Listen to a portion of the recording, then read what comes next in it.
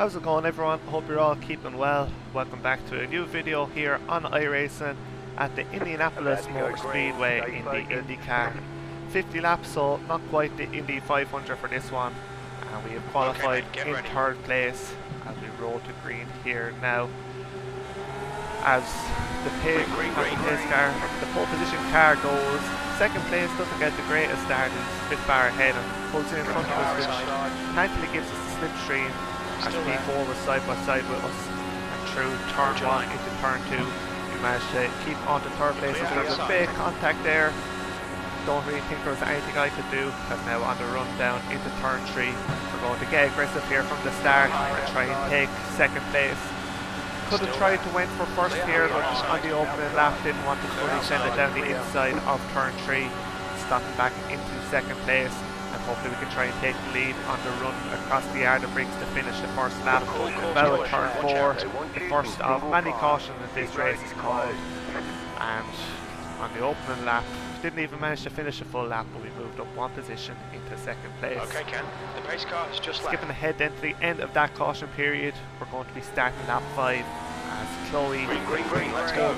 At pole, well, she was in pole but leading the race back to green now, and just as at the start we're going to try and be aggressive and this time take the lead of the race, keeping it pinned through turn 1 and through turn 4. Little lift just to settle the car and make sure that we can stay within the slipstream and get a good run down into turn 3 once again.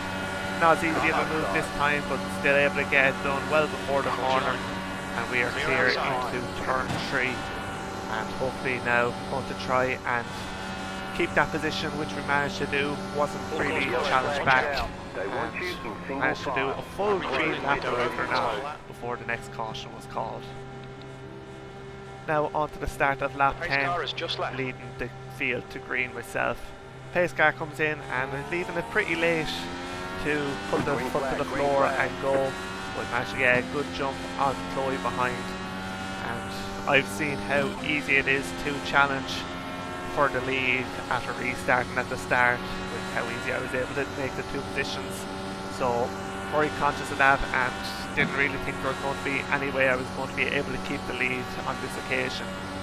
But thankfully for me, just as we exit turn 2, another caution is called, which means we can be challenged down into turn 3. Okay, Ken. The pace car back for another restart here now again. If you look in my rear view mirror for this one, I waited until Chloe was kind of just slowly rolling up to the back of me, and when I saw that she had to either brake or lift off more so that she wouldn't run into the back of me, that's when I decided to let go and put the foot to the floor.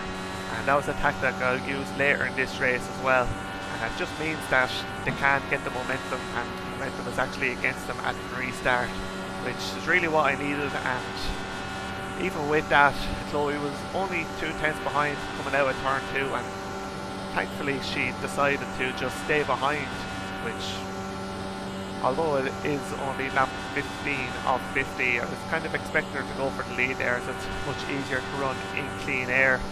But yeah, she decided to stay behind. But that didn't really last for too long, as on the next lap then, lap 16, yet another caution.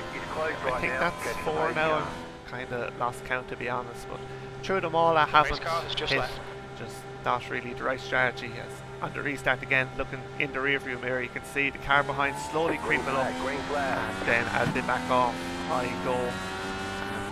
I don't really know if that's frowned upon or it's legal, to be honest. I don't really care. It worked for me, and I meant I was able to have a decent gap in relative terms at Indianapolis, 2 tenths going into turn 2. And now we'll have to wait and see if Chloe is going to be our friend again and stay behind, or if she's going to try and take the lead. The next car is and luckily for me, she decided to stay behind and not challenge into turn 3. Through all these cautions, it is lap 20 now, and haven't pit yet, which I believe a few cars further down the grid have. Just not really the right option at the moment, as it wouldn't make it to the end. As halfway through the race now, lap 25, getting a bit too low through turn 2, clipping the apron, having a little bit of a slide, which didn't look like a whole lot, but it felt like more to me when I was driving. Then on lap 32, skipping along through the race, a pretty good green stint here. We clipped the wall on the exit of turn 4, and then again on the entry into turn 1, just losing a bit of concentration. Luckily no damage. And then on lap 36, we stayed green for quite a while and decided to come into the pits here. Running in the lead meant that I was using more fuel. The cart behind would have been lifting through the corners and therefore saving fuel. So had to pit a bit earlier, had 2 more laps of fuel left, but decided to pit. And as in IndyCar, if the caution comes out, you can't pit straight away. So I wanted to be in the pits early, and then if the safety car is called, it means I would cycle back to the front once the grid packs back up, and then everyone that is ahead of me has to pit for their refueling to get to the end. So as we rejoined the track then, down in P13, but luckily still on the lead lap. Then on the very next lap we've done, this was my first flying lap after my pit stop. We've made one position of someone coming into the pits, and then just as I was talking about, caution was called, and we're going to stay out on track. Sebastian, who's now ahead, I believe he pit on one of the earlier cautions, so he is in the lead now, but on much older tyres than I am, so it should be pretty easy to hopefully get past, just as we have done earlier in the race when we started from second. We're going to be aggressive and take back the lead straight away if we can. So yeah, pretty good launch, predicting and reacting to when he went, pretty good. Little lift through turn 2, gets us a good run down into turn 3, and we easily get past France to retake our spot in the lead. And even before turn 3 we're able to move back to the racing line and take it completely flat and comfortable.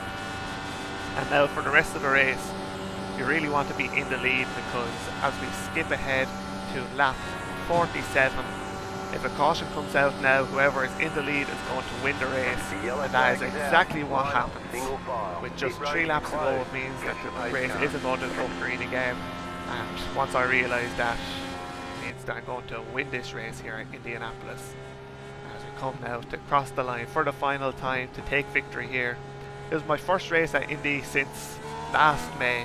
It was my first bit of practice for the Indy 500 the weekend that was coming up, and it was nice to take the top step of the pole. You won. This is what happens when you have the best crew chief.